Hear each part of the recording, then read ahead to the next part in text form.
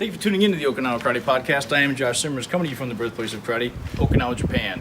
Standing in my backyard on this lovely Sunday afternoon, getting ready to head to America this week. We're taking the Okinawa Karate Podcast on the road, back to the United States. Going to be visiting a few dojos back there, the dojo that we got started in, we meaning myself and my daughters.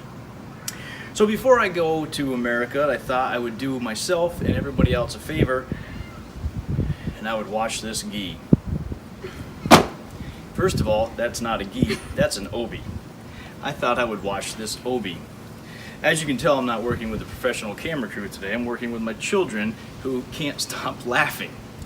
There's this common myth that we shouldn't wash our obi, that all of our kata, all of our knowledge, our kumite, our bunkai is stored in here, along with the blood, sweat, and tears, and dirt and grime that gets absorbed time and time again inside this obi. I think that's actually pretty disgusting. And I have a question for you, Okinawa Karate Podcast viewers and listeners. When was the last time you were actually attacked in the dojo or needed to use karate for self-defense? Probably never.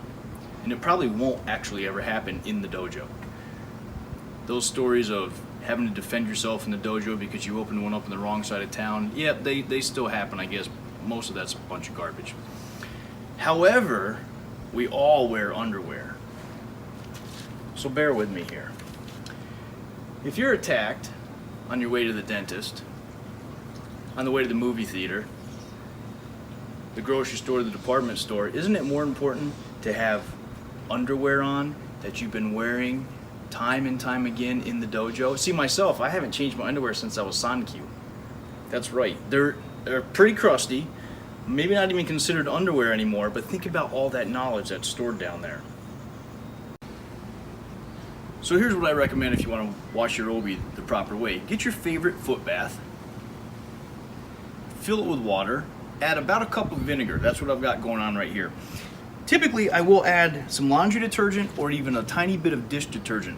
But today, I'm going to start out with just submerging the obi so we can see how much dirt and grime comes off that. I don't want it to be obscured by the suds.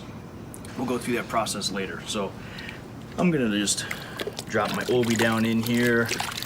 And actually, I think the last time I washed this was probably 6 months ago. Something like that. I try to wash it 2 or 3 times a year. I'll typically go through a process of cold water. This was just filled from the hose. A little bit of vinegar and a little bit of soap. And honestly, I typically put it in there, let it sit for several hours, come back and rinse it 2 or 3 times. You'll find that if you walk away from this thing and you come back several hours later, it's going to look almost like chocolate milk. The water's pretty disgusting in my case. I sweat profusely. Living here in Okinawa, it's what goes on. So while you're waiting, you can enjoy a nice Suntory all-free beer. Suntory's not sponsoring this podcast at this time, but this is good beer. Non-alcoholic beer.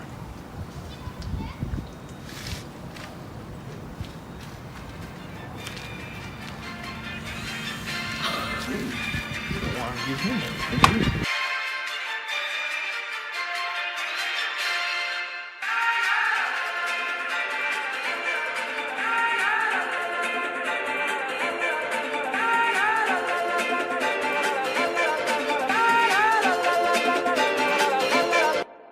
So I'll let this sit here for about an hour actually.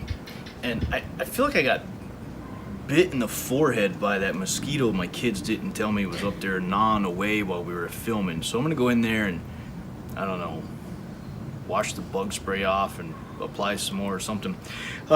Take a look up here at the color of the water. I think you can already tell is starting to change as some of that grime's been coming out of there, but we'll let that puppy sit in there about an hour, come back with another beer, and we'll see how we make out. Welcome back, folks.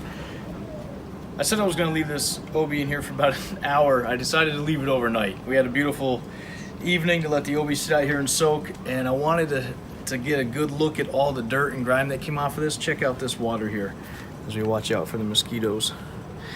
Look how brown that is. That's from soaking overnight. All that gunk that comes off the obi. Look at that. There's literally dog hair in there. I'm not really sure if that came off the obi or if that's from my dog's hair floating through the air. But anyway, what I'll do is I'll go ahead and wring this out really good, time and time again. Leave it out overnight. Tonight, it'll dry pretty good. See our favorite cat's back here helping me again. However, the important thing is to see how much of that crap comes off the obi. All that nasty, disgusting gunk that people want to say is your knowledge, your kata, your bonkai, your everything. When in reality, it's just a bunch of germs and nastiness that your training partners don't need to be smelling. I hope you enjoyed this video as much as Panda and Phoebe. And I hope you enjoy the fact that all that dirt and grime and stink and mess is coming off the obi.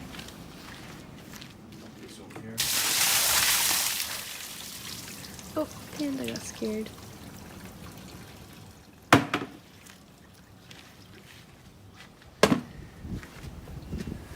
Nice clean obi to travel to America.